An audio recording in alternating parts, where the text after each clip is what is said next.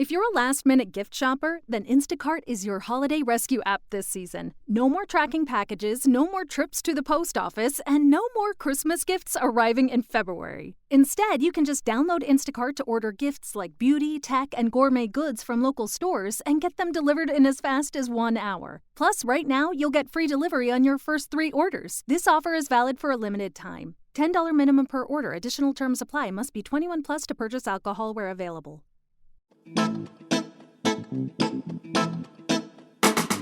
Hello and welcome to History for Weirdos. We're your hosts, Andrew and Stephanie. And each week, we're going to take you on a journey into the strange, obscure, and relentlessly entertaining corners of human history. Now listen up, friends, because it's about to get weird.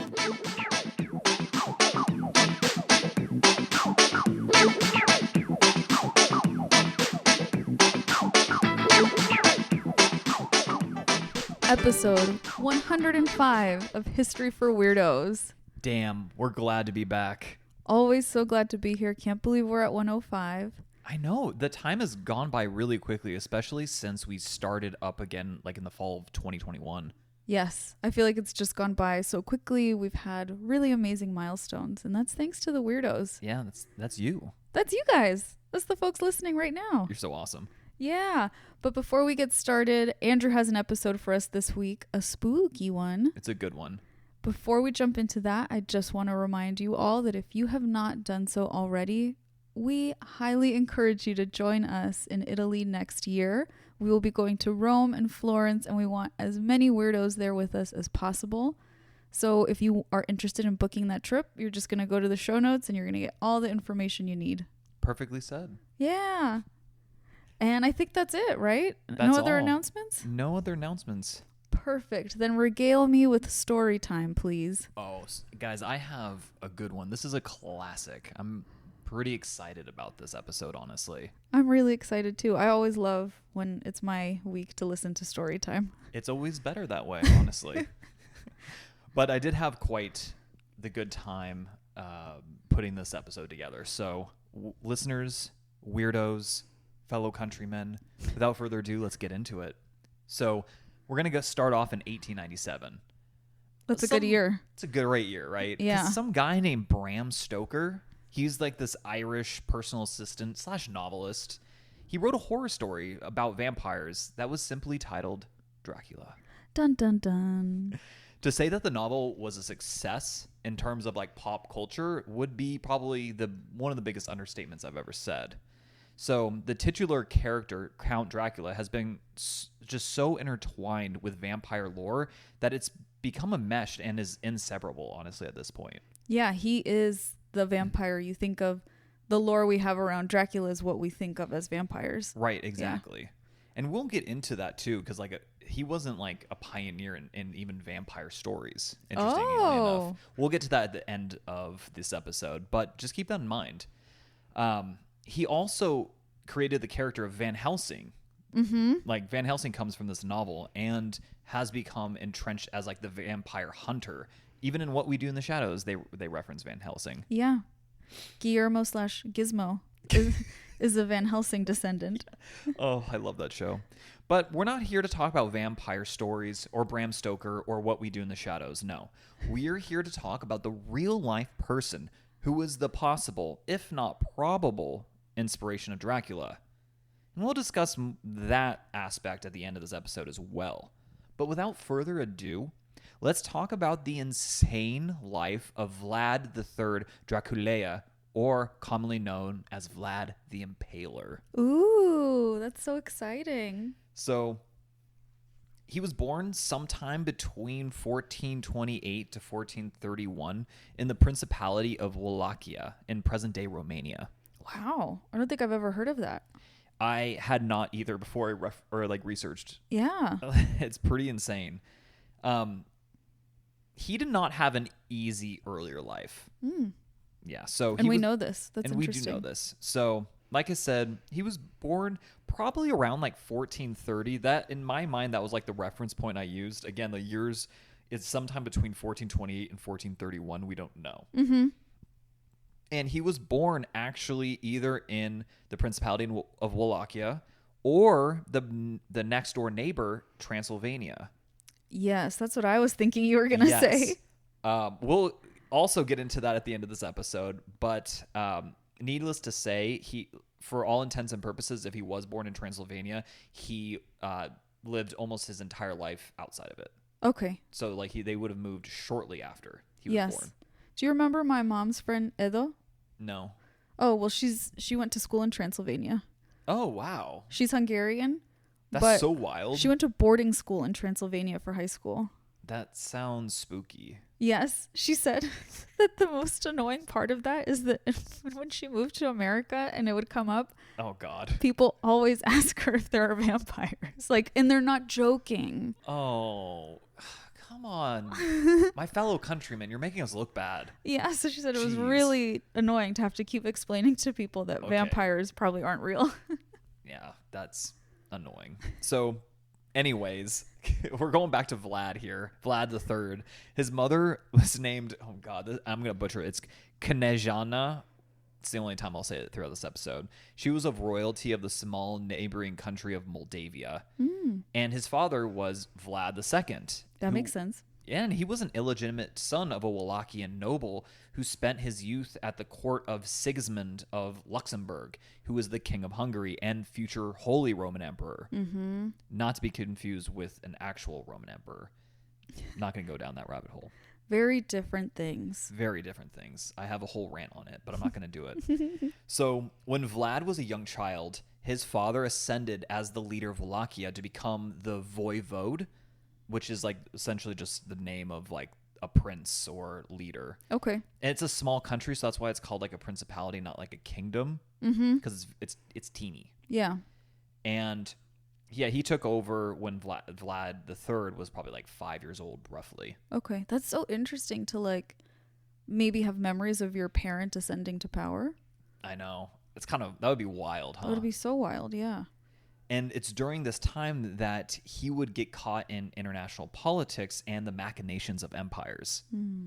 So a few years later, when he was about 12 years old, he accompanied his father and younger brother Radu, who's actually quite important later on in this episode, to the Ottoman Empire, which was like its next door neighbor. They were immediately imprisoned by the Sultan of the empire at the time, Murad II. And what's terrible is that after just a year in captivity, Vlad the father was released, but his sons would remain imprisoned for an additional 6 years. Wow, Yeah. That's torturous. Like, I would hope for a parent to be like, you can go, but guess what? Your kids have to stay. Yeah. That's a big punishment. It is. The accounts seem that for like the prisoners, they actually, as prisoners, they had it relatively good. Like in comparison to being a political prisoner, right? Yeah. Because of their lineage. Yeah, I'm because sure. of their rank, and lineage. And it makes sense because this was actually quite common practice amongst the Ottomans, as they wanted to raise people who were sympathetic to Ottoman rule. Ooh, right? That's smart. Yeah, they're playing the long game. And so it's like, okay, we have this like prince of a neighboring country. We're going to like it basically indoctrinate them, right? Through honey instead of vinegar, right? And they are raising them to be like Ottomanophiles. Okay. I think I just made up that word, but you know what I'm saying. Yeah, definitely. To have, at the very least, respect, if not reverence, for the culture. Exactly. Very interesting. Correct. That's a good strategy. Yeah, it is. It didn't work on Vlad, but we'll get to that. So before we move on to our boy Vlad, let's talk about Daddy-O first. Okay. So Vlad II belonged to an organization called, quote, the Order of the Dragon, or Societas Draconistarium in Latin. Wow. Yeah. So this brotherhood was styled in like kind of the old Crusader fashion of a couple centuries prior, and was dedicated to stopping the spread of Ottoman influence into Europe. Like that was its sole mission. Wow. Yeah. So in fact, it's because of this order that Vlad II was granted the surname of Dracula, or dragon. Oh, that makes sense. Yes. And remember that like aforementioned Sigismund, that I had just like talked about like a few minutes prior. Mm-hmm.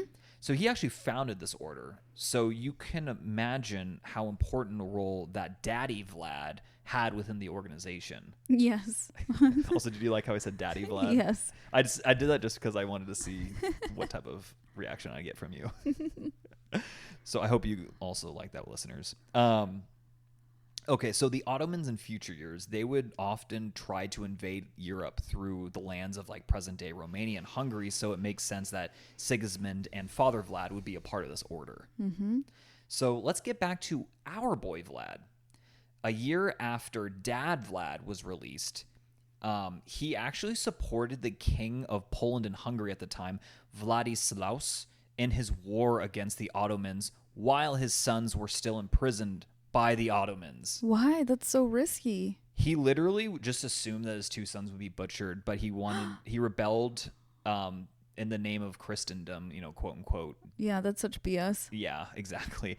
So miraculously, though, they were not murdered and they were not treated like illy or, at will or at ill.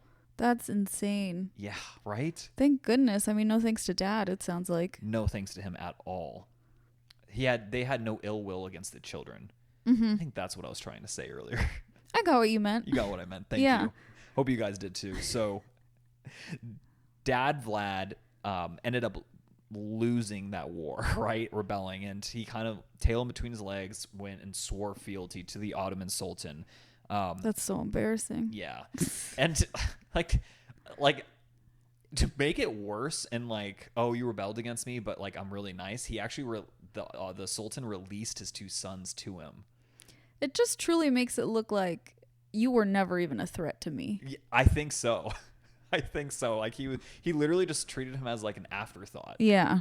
Because he's not a king like in his own right. Right. Mm-hmm. Like they have to kind of swear fealty because like when I mention like machinations of empires, there's also like kind of like the Hungarian kingdom / empire that's like on the other side of the border. Mm-hmm. So they're kind of like caught right in between like two aspiring nations. Yeah. Yeah. You're really like the small fish in a big pond. You're always like just in the middle of like proxy war. Exactly. So they ended up getting released to Dad, and all would be hunky dory for like 2 seconds. Yeah, that sounds about right. Yeah, so because Dad Vlad had made that arrangement with the Ottomans and now like swore fealty to them, this made him vulnerable to the larger Christian states, again, like that were on the opposite side of the borders. Talk about like a rock and a hard place, right? Yeah, his dad kind of seems suspect at the very least, but I feel bad. He really can't win. No, he really can't. The regent of Hungary, a guy by the name of János Hunyadi, he orchestrated the overthrow of Vlad's reign in 1447 by collaborating with Wallachian noblemen who were called boyars. Yeah, same as in Russia, actually. Vlad II was quickly found and executed. Oh, bye. Not only that, but Vlad's older brother, Mircea, was blinded and buried alive. What? Yeah, some extreme brutality. That's worse. It is, I know. Just execute me. Yeah, exactly. Why would you do that? I couldn't find any reason as to why. There's definitely a story behind it. I mean, it could be lost to time at this point, but blinding someone is very symbolic. Yeah. Burying them alive is extremely torturous. That's so interesting to me. So back towards the very end of the 8th century AD, the Byzantine Roman Empress Irene of Athens, she blinded her son to take power. Wow. And that is why, actually, fun fact, why Charlemagne was crowned in the West as the quote-unquote first Holy Roman Emperor. Because they couldn't allow a woman to be in charge. Not because she blinded her son. No. It's because she was a woman. Yeah. That's obviously the bigger crime. Exactly, right? Clearly. Good old, like, medieval times. Well, anyways, János installed a guy by the name of Vladislav II onto the throne of Wallachia, and he himself was like a distant relative to Vlad and had, of course, Wallachian noble blood. Byzantine Roman historian Michael Critoboulos wrote that Vlad and Radu ironically fled back to the Ottoman Empire after all this went down. Right. That makes sense. They were safer with them. Right. And we can imagine that this fostered quite the resentment in young Vlad and would probably be a future motivation for future actions. Interesting. I have a feeling these actions are not very nice. No. Quite insane. So the following year, in September of 1448, Vlad, by the way, is roughly I'd say 18 at this point. Okay. Roughly. Janos Hunyadi, he mounted an offensive against the Ottomans, and this allowed Vlad to have the perfect opportunity to strike. Kind of like going around the army. In the following month of October, Vlad led, or some sources say snuck, a small Ottoman army right back into Wallachia to take his position as voivode. Oh, wow. Yay, success, right? Risky move, but yeah. He is successful, but it lasts an incredibly short amount of time, maybe 6 weeks. oh. So yeah, by December, he was fleeing back to the Ottomans Oh yet my again. gosh. Right. And what's follows here is really interesting because we essentially have very little written about Vlad during the next 8 years of his life between 1448 and 1456. Okay. And this seems to be a theme, as we know, because he was imprisoned once before as a young child, and very little is written about him. And then, just as a teeny bit of a spoiler, we're gonna have another period in time where he kind of disappears and comes back. Okay. So kind of these time periods of regrouping or lack of power, lack of control. I think all of the above. Yeah. Yeah. No, you're absolutely right.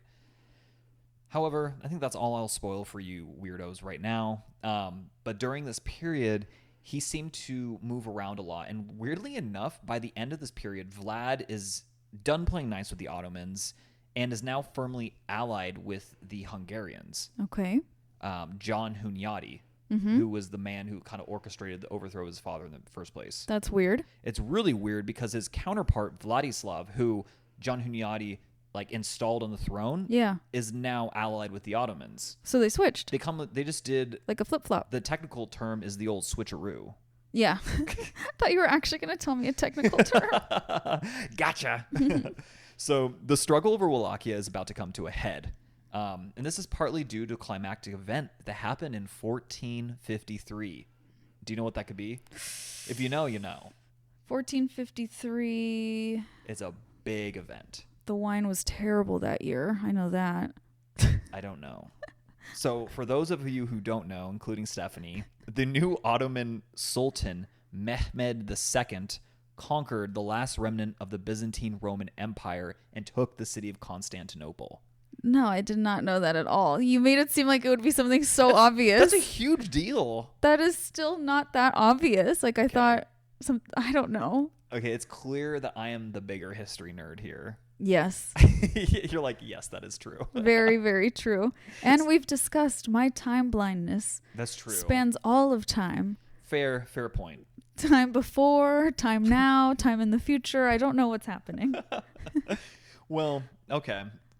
I'm going to give you another date then. So July 1456, as the Ottomans and Jan Hunyadi's forces were locked in battle, Vlad led a small force of exiled boyars, Hungarians, and Romanian mercenaries against his old enemy, Vladislav II, at the capital city of Targoviste. So apparently they fought in hand-to-hand combat. And that's badass. That's so badass. And Vlad, our boy Vlad, not only won, but he decapitated Vladislav. That's a move. I feel like he won. Let's just say this would be a very fitting start to begin his second reign. Okay. So, but did he win? He did win. Okay, yes. cool. Yeah. I was joking. I was like, did you just not listen to anything I just said? I was joking because he decapitated the guy. Yeah. Okay, glad. Okay, I'm glad. I was really confused there for a second. I was a little even worried for you. Oh my goodness. Okay, so in 1456, Wallachia is just in a really bad state of affairs. Trade had essentially stopped, fields were not being kept up, and there was a general sense of lawlessness in the land. Vlad needed to solidify his reign, so he cracked down on all crime. and he instituted harsh penalties for even the smallest infractions. Our boy Vlad, he was just not messing around. There's only our boy Vlad now. Yeah, Vlad II's dead. Yeah. His dad. I know. You keep saying our boy Vlad, but he is now the only Vlad. He is the only Vlad, but like I'm keeping the theme alive. Also, there's like Vladislav. Also, like I feel like this guy's not my boy. No, I don't know why. He's our boy in the sense of like he's the protagonist of the story, not necessarily that he's the good guy.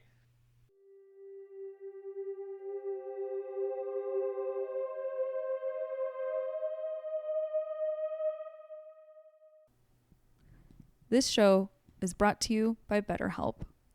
Do you ever feel like your brain is getting in its own way? Like those nights when you're trying so hard to fall asleep, but your racing thoughts are keeping you awake? Me too. Sometimes you know what you should do or what's good for you, but you just can't do it. And guess what? Therapy helps you figure out what's holding you back so you can work on yourself instead of working against yourself. I've benefited from therapy for years, and I totally recommend it to pretty much everyone in my life because it's so helpful for learning positive coping skills, how to set boundaries, and it empowers you to be the very best version of yourself. If you're thinking of starting therapy, give BetterHelp a try. It's entirely online, designed to be convenient, flexible, and suited to your schedule.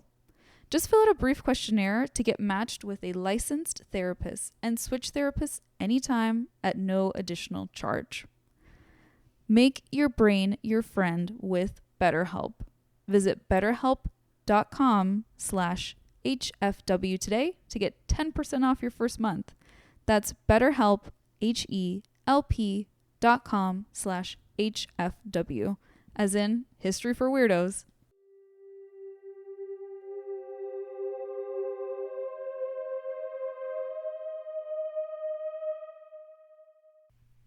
But his legacy is very complicated. So that's all I'll say for now. He promoted commoners and even foreigners to positions of power within his government because this would essentially guarantee loyalty to Vlad and Vlad alone and would further cement his position of power, right? As the main Vlad. As the voivode. Yeah, the voivode. Okay. I guess that makes sense. You get the people on your side. Right. It's interesting that his first angle was to address crime. Crime must have been really bad too. It was. But I feel like feeding people is also really important. It is.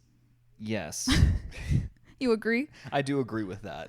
That must have been part of it, even though I didn't really like research that food, or it wasn't. It's not like I didn't research it. It just didn't come up in the research, I should say. So we also enter the part of his story which is kind of legendary. Not in like legendary as in like, oh, it's a myth, we don't know. Legendary is like, oh, like, okay. Everyone's heard about this. Yeah. Yeah. So there were pretty early on in his reign, like very immediate targeted acts of extreme violence against the people whom Vlad considered as enemies of his state for their part in the murders of his father and his older brother. Okay. In one such event, he invited 200 of the Wallachian boyars to a grand Easter banquet with their families. And this, oh, that's nice. No, it wasn't nice. So he stabbed and impaled the women and children while making the men watch. On Easter? Yes. Wow. That's a sinvergüenza right there. Yeah. That man's got no shame. Then he forced the surviving men, the boyars, into slavery, where they would actually build the Ponari Castle, which can still be visited today, although it's largely in ruins. Wow. Can you imagine under such, what I imagine just because of what I know of the Western world, like such a severe patriarchy, to attack the women and children first? As a message. As a message to make the men feel completely helpless and powerless. Yes. Before enslaving them. Yep. Like, that's some Scorpio energy, if I've ever heard of any. So, let's talk about impalement, because that was just a terrible way to go. Oh my gosh, yeah. It's so brutal that I can't really talk about it in too much detail here. All you need to know is that you have a stake or even like a pole that a person is put onto through the bottom and out the top. Mm-hmm. Like, it's pretty gnarly. Again, it's gruesome, and that's all I'll say on the subject. Yeah. We're going to move on. It's just horrific. Kind of back to Vlad.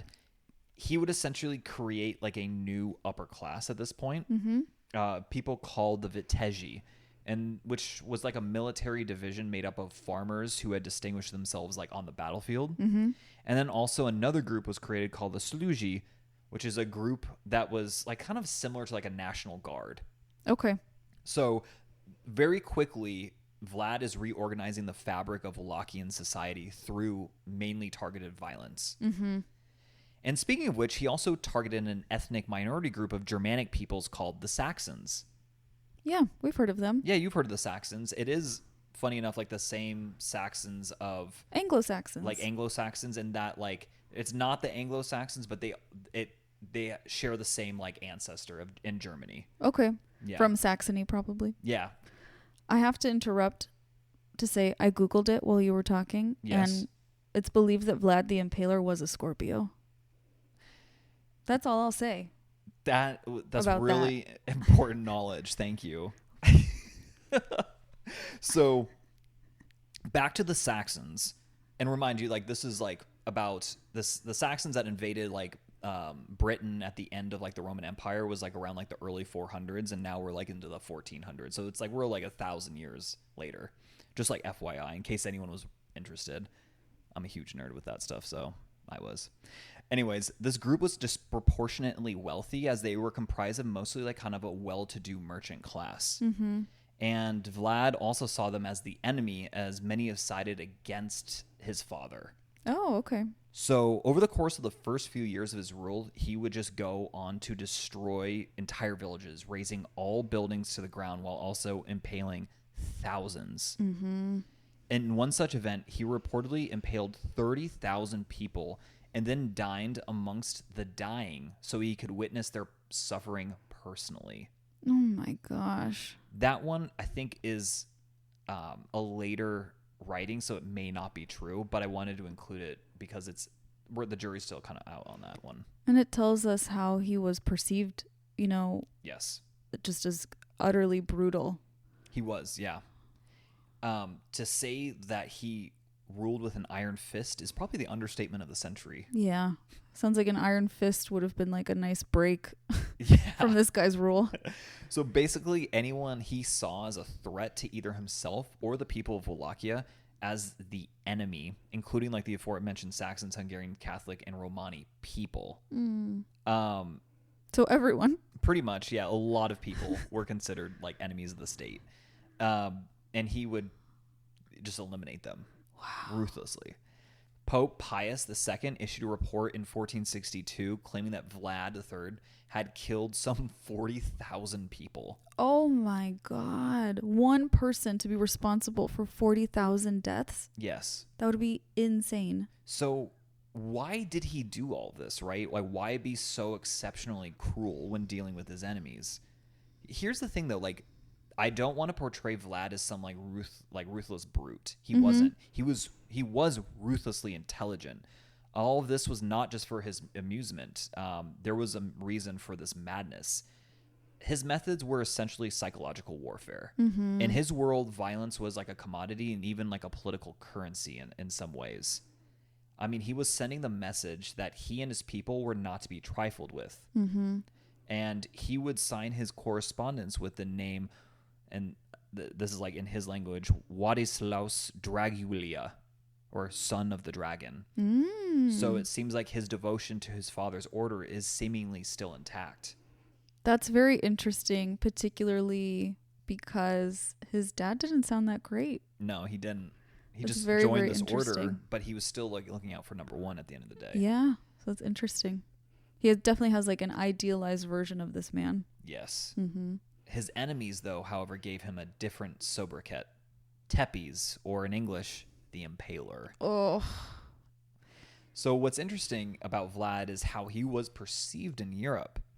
Starting in the 1470s, many pamphlets and printed materials detailing the atrocities started to circulate in like Germany specifically. Mm-hmm. which makes sense considering that one, like it was Germanic peoples that Vlad, had committed some of his worst atrocities against. And two, the printing press had just been invented in Germany like a few decades prior, or even a couple decades prior. Gutenberg Bible. There you go. Guten Daddy. But Vlad was also seen as a national hero amongst many of his people, and even many Romanians to this day, and had admirers even amongst the more Catholic communities throughout Europe, despite his atrocities against Catholics. Very interesting. So let's get into why that is. So once Vlad had switched sides against the Ottomans in his bid for, being the voivode of Wallachia, he never wavered in his stern opposition against them. In fact, in 1459, just a few years after Vlad had gained power, he was visited by Ottoman emissaries who relayed that he owed them tribute, specifically 10,000 ducats and 300 young boys. Oh. Yeah, that's upsetting. It did not please Vlad either. Oh, boy. When he asked the emissaries to remove their turbans, they replied that it was, against their religious custom, to which our boy, Vlad, maybe not best use of our boy here, Vlad, not our boy, commended them on their commitment to their religion. But it was still perceived as a slight, and it would not go unpunished. He nailed the turbans to their heads. Wow. This dude definitely has some psychopathy going on. He does. He demanded respect because there was another... Because he was so disrespected as in the formative years of his life. It's like... Boom. There you go. It's like the thing he craves the most. You're therapizing him right now. It's interesting because there was another emissary. I didn't write this in my notes, but I did see it. I think it was a Hungarian emissary, and he came to Vlad and showed was very respectful. Like he did demand something from him, or relayed the message that his monarch demanded something from him, but was very respectful, and Vlad actually gave him gifts. That makes sense. I think he did have psychopathy, but he was seen as a just ruler with extreme measures. Right. I guess for the world at the time, right, probably wasn't it's extreme, probably even to them, but not that crazy. Right. Exactly. That's the world was violent. The world, especially at this time, was really turbulent and violent. Yeah. Vlad would remain staunchly anti-Ottoman for the rest of his life, which would gain him the support of Matthias Corvinus, aka Matthias I, King of Hungary. And this is actually, ironically, the son of János Hunyadi. Oh my gosh. Yeah. So his atrocities would now be directed against the Sultan and the people loyal to him. Okay. So he can focus his atrocities now. Exactly. After Vlad uncovered a plot to assassinate him, orchestrated by the Sultan, by the way, he went after the conspirators and had them executed. It didn't say that he impaled them, though, interestingly. Then he went on a campaign of retribution against the Ottoman Empire, going south of the Danube River, which was the border of Wallachia and still is actually the southern border of Romania to this day, and he captured Ottoman fortifications. So this was purely a punitive campaign, as he decimated villages and smaller cities along the Danube. Wow. So just to make a statement. Just to make a statement. In fact, he would write to Matthias in February of 1462 that he had killed, quote, 23,884 Turks and Bulgarians while taking thousands prisoner. Oh my God. The precise number is also strangely frightening to me because that's implies, so specific. Yeah, implies how methodical he was in his mission. Right. Ugh. Yeah, that's creepy. Psychopathy. Yeah. Well, Mehmed II was furious at this, and he raised an army somewhere between 90 to 150,000 strong. That's huge. It's a giant army. Oh my gosh. I mean, this was absolutely massive and would be hard to match by any other power at the time, let alone the tiny state of Wallachia. Yeah, it's so small. It's probably the whole state. Yeah, pretty much. So in May of 1462, the army crossed the Danube River into Wallachia. Vlad enacted a scorched earth policy and created an atmosphere that was entirely hostile to the invading force. He couldn't engage directly because like his army was just tiny comparatively, right? They couldn't do a pitched battle. So this was the next best thing. In the following month, during like the night/morning of June 16th, June 17th, he broke into the Ottoman camp to either try to capture or assassinate the Sultan, as that would send the invaders into a panic, right? Yeah. This would be known as the night attack at Targovisti, and the two armies fought from like 3 hours after sunset till about 4 in the morning. Oh my gosh. Like, what's incredible is like from at this time and for thousands of years prior, like fighting at night was far more dangerous than fighting during the day, and armies rarely, if ever, did it. Because think of how dark it used to be. Exactly. There's no city lights. There's no city lights. You just have torches. Yeah. You had torches then in 1400, and you had torches 2,000 years prior. So you could very easily kill your own men. Right, exactly. Like, it was instilled that you just didn't fight at night. Like, in olden times, like, you would have these major pitched battles, but like as soon as nighttime happened, like you would retreat back to your camps. Yeah, of course. Because what are you gonna do? Yeah, it was way too risky. This is wild. Yeah, so he was he must have had some psychopathy. Yeah, absolutely. I didn't really think about it when I was writing these notes, but this is insane. He has no fear of breaking the rules, right? Of like that risk that entails. He doesn't fear it. He cares much more about winning and his ego. Oh yeah. So the attack did fail, and Vlad continued his Scorched Earth campaign and retreated to the capital city of Targoviste. And it's here that he sent a message to the invading force that would even shock the Sultan himself. Towards the end of June, the Ottoman forces arrived at Targoviste, and the city was completely abandoned, and there was just an intense horror like along the roads and right outside the city. So it was a hellish sight. Vlad had employed his trademark tactic, impaling more than 23,000 prisoners and their families and putting them just on display. Like it was described as like a forest of the dead. That's so disgusting. Because the stakes were really high. Yeah. So it was just very disturbing. That must look like some form of hell. Literally, yeah. I think I described it as hellish, like for a reason, because it did. Yeah. Like it. I've seen like some like artist renditions of what it would have looked like, and it's terrible. Even with painting, it looks terrible. Right. It's interesting because like when I read about this, it kind of reminded me of what happened to the remnants of Spartacus's army when he rebelled against Rome about 1,500 years prior to this. But this message was not simply, out of cruelty, right? The message was that like they would never, ever give up against the Ottomans, and they will literally like fight them tooth and nail. Also, we're super cruel. Yeah, and also like we did this, and like we will continue to do this. Like it's just like it truly is like almost psychological warfare, like terrorism. Yeah, it's like state-sponsored terrorism, I think is the best way to describe it. You'd be willing to do anything to instill fear. Exactly. In the enemy. Exactly. So this freaked out Mehmed so much that he actually just straight up turned and left back to Constantinople. I would too. Although another account says that he was really impressed, and he's like, "Oh, I can't like kill someone who's this like badass," and so left. I have a feeling that's not not what happened. No, that one was a like someone who was like a Byzantine Roman.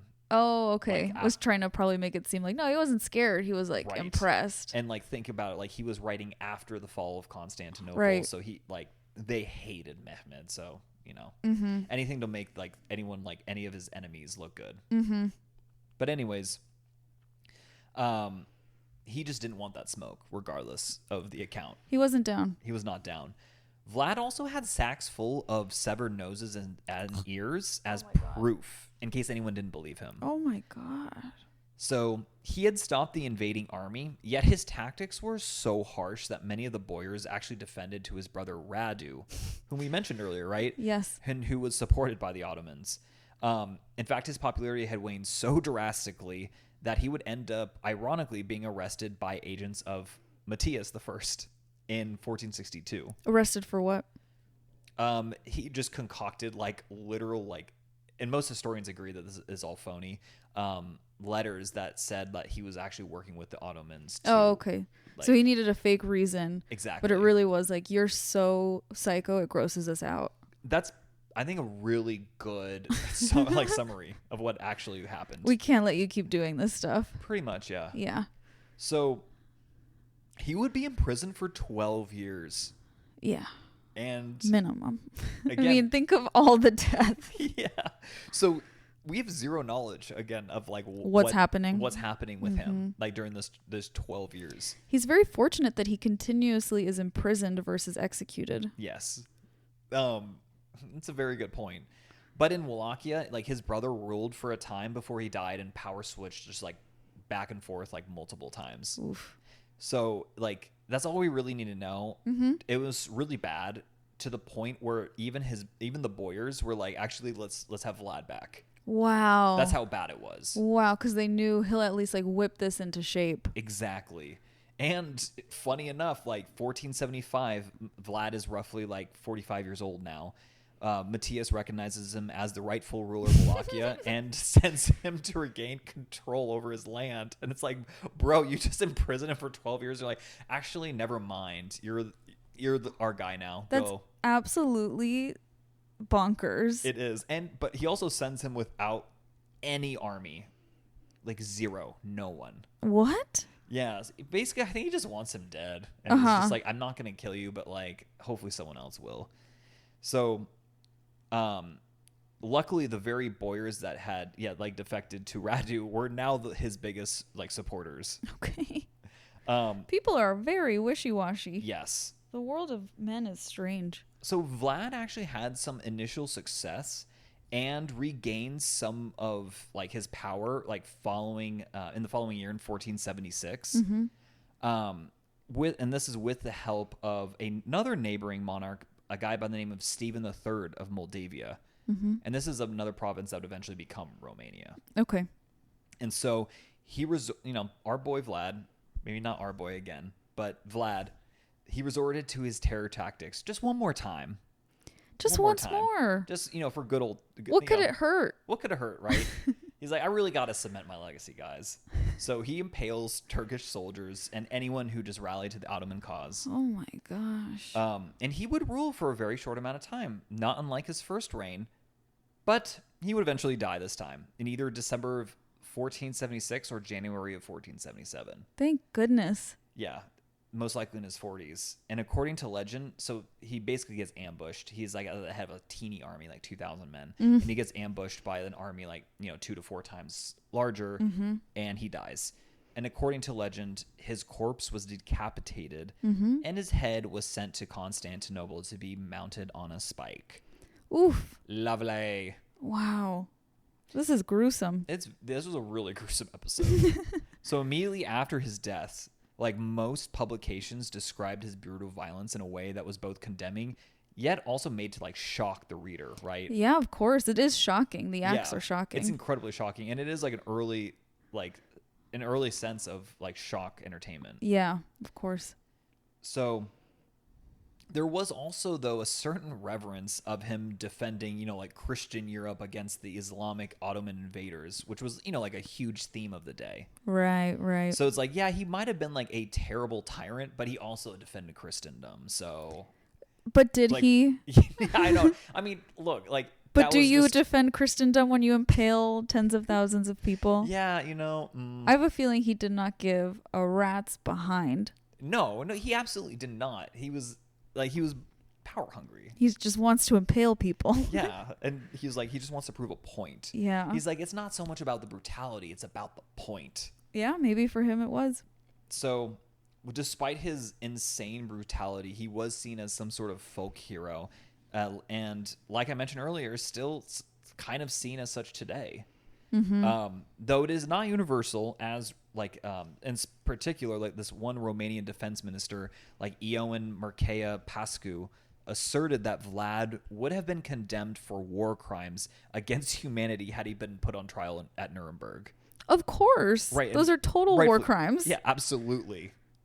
And after some publications throughout like the late 15th century, interest in Vlad Dracula waned, and he would most likely have been relegated to a footnote in history. That's so wild how someone who was so notorious and did so much damage can just kind of fall out of fashion. Yeah, you know? Exactly. And that does happen for like centuries.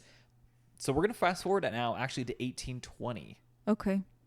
William Wilkinson, the British consul to Wallachia, published a book titled, quote, An Account of the Principalities of Wallachia and Moldavia, with various political observations relating to them. That's such a snappy title. I was going to say, bro needed a better title. Absolutely, he did. That was terrible. That sounds like a bestseller. But in this work, though, he does detail the life of Vlad Dracula. Yeah, because it was a big part of that. He was, yeah. And guess what? 70 years later, like exactly in 1890, this guy that I mentioned, Bram Stoker, yeah, he's actually visiting Wallachia, and it is documented that he actually gets this book.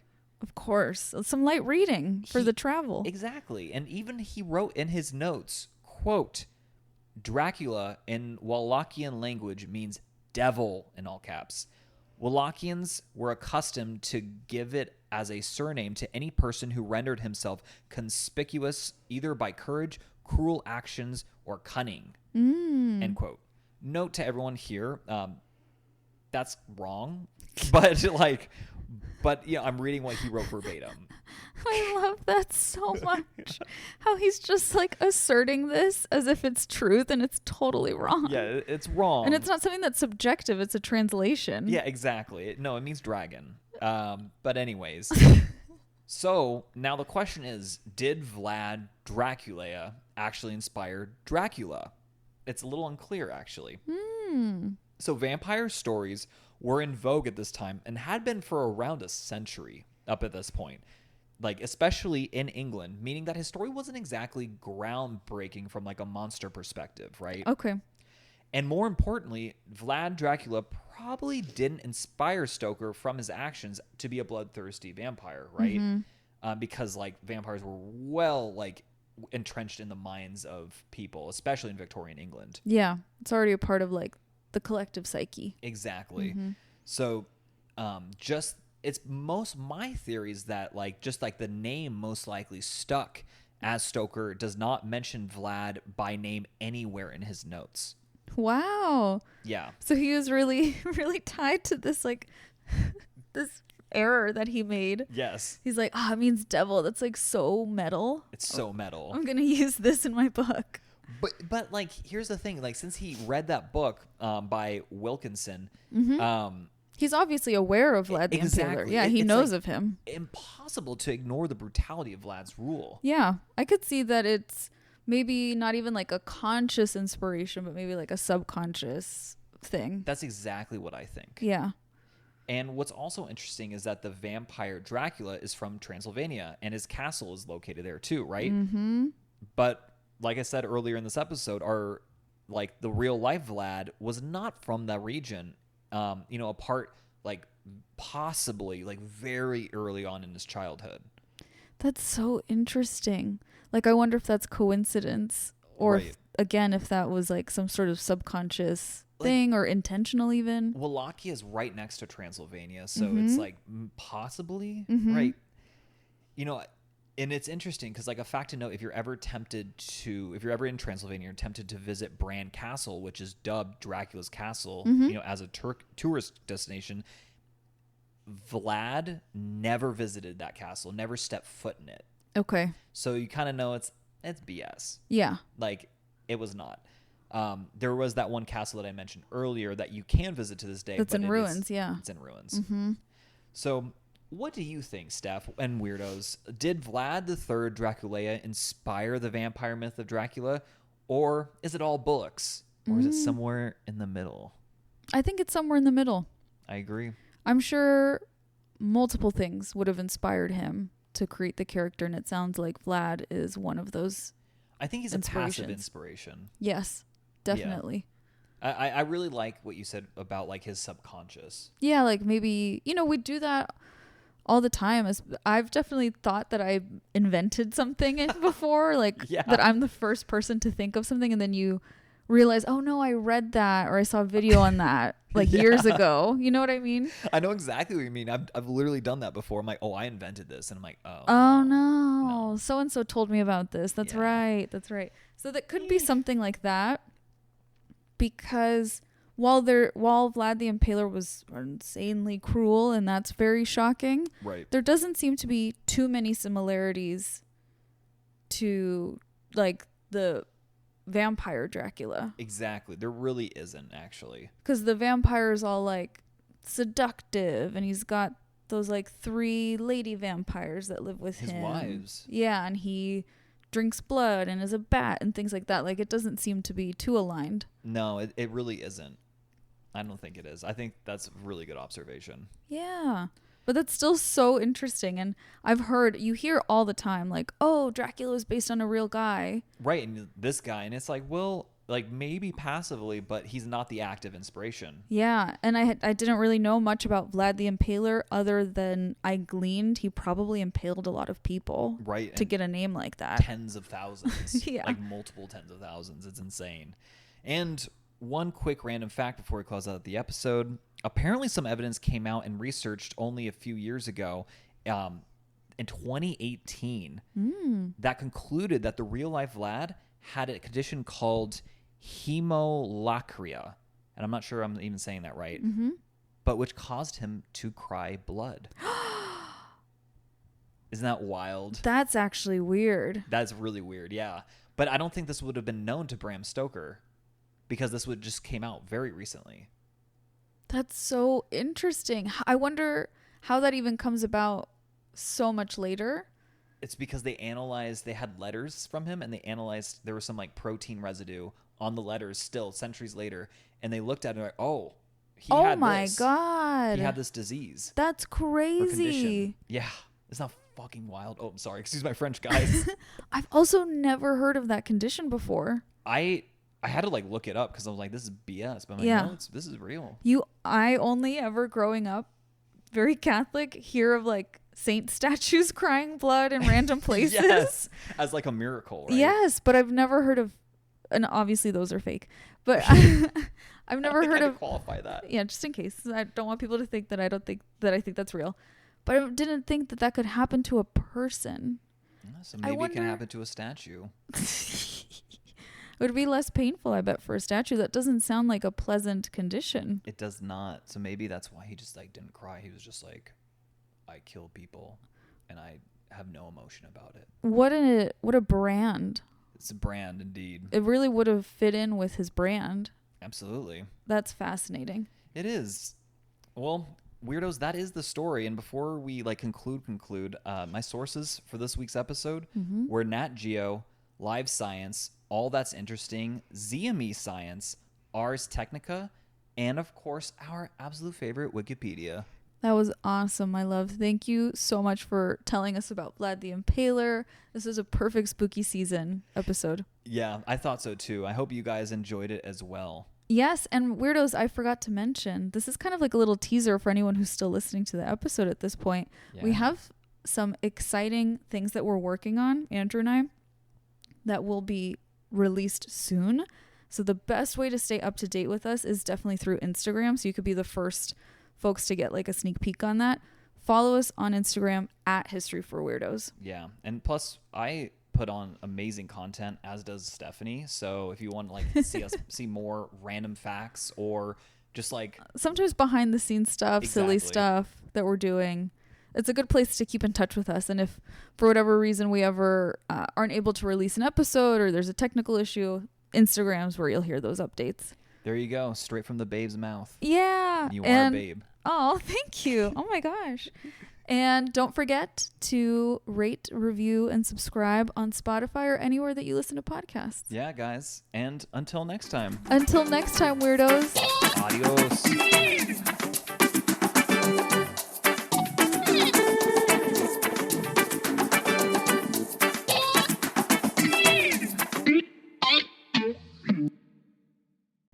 Okay, so I pulled a tarot card.